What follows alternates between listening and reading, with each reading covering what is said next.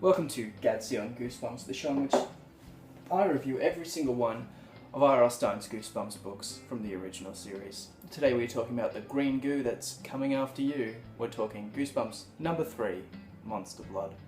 I'll give you a quick look at the cover here and what 4 words spring to mind.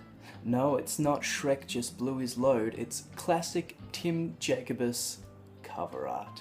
The tagline is, "It's a monster blood drive," playing on the term blood drive.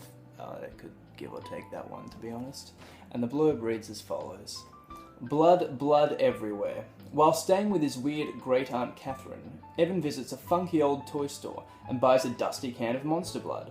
It's fun to play with at first, and Evan's dog Trigger likes it so much he eats some. But then Evan notices something weird about the green, slimy stuff.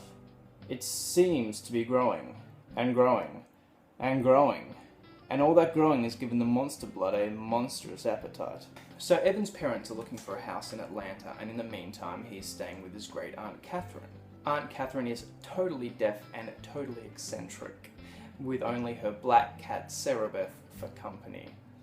Needless to say, Evan isn't too thrilled about the arrangement. He does, however, make a new friend in the form of Andy, who is a funny and quirky girl who lives on the same neighborhood, something of a young Zoe Deschanel, and together they go to a funky old toy store, as it's described in the blurb, and buy a can of monster blood. Once they open the can, the monster blood won't stop growing, and much of the story involves the 2 children trying to figure out what to do with this ever-expanding green substance. Also, Evan's dog eats some of the monster blood, causing the small Cocker Spaniel to grow to the size of a larger breed of dog. As it grows, it devours everything in its path, and it seemed to consume small animals and 2 heavy metal t-shirt wearing twins that were bullying Evan and Andy earlier in the book. It chases them down the street and into Aunt Catherine's house, and this is where it gets really interesting.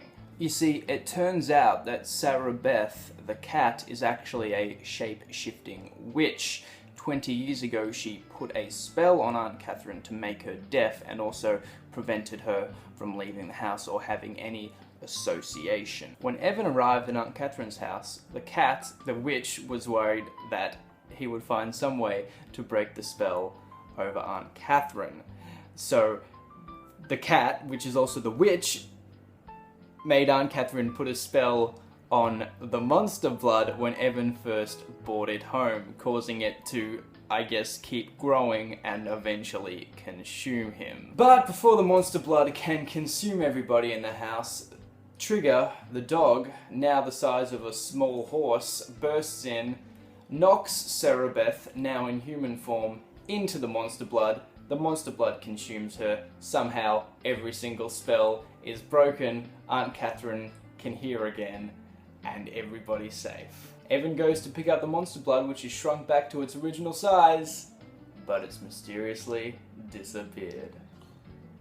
The whole thing is just bullshit. So just to clarify, the monster blood, which is the focus of the story and the title, is not actually supernatural in any way. It really is just a toy that happened to have a spell cast on it. The idea of a green slime that just keeps growing and consuming people is fair enough and well suited for a Goosebumps book, but the ending is just inconsistent with the rest of the story, which doesn't feature any magical elements, or the rest of the Monster Blood sequels, which don't retain any of those plot points. Hell, I think the idea of an old woman being kept hostage in a house by her cat, who's actually a witch, is fair enough, but it seems like they're 2 different stories that were just crammed into one, and much like the Monster Blood itself, it's just a big mess. Still, it did give us Monster Blood and the Monster Blood series. There will be 3 more in the main series of Goosebumps, all of which are a marked improvement from this first entry,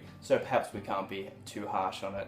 However, if you're only choosing to read the very best Goosebumps books, I would definitely give this one a miss. As always, thank you for watching, and please join me next time when I review Goosebumps number 4, Say Cheese and Die. Please stay spooky.